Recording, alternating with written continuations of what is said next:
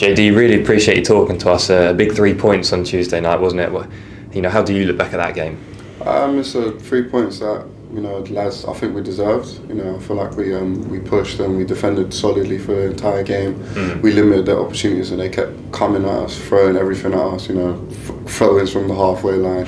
Everything was coming in our box. I think we defended brilliantly. What's that like in a game? Because very different to say Saturday's success against MK Dons. Both 3 points, but very different games. It's League One football. You go from one game where it's total football, and then the other game where it's not as much. The ball's not on the ground as much, but we need to impose ourselves, keep on top of games. Keep putting pressure on teams. Yeah. Is it really good for you lads that you have that experience of different matches, different type of games?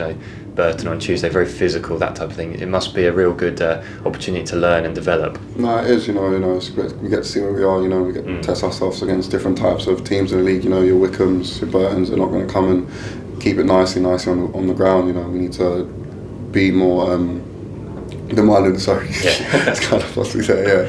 In the air.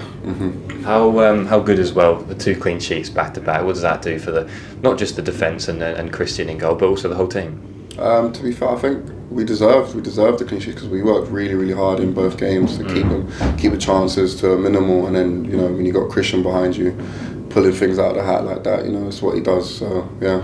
And another hard trip and a long trip to Shrewsbury this weekend. They're all long, but what do you expect from them?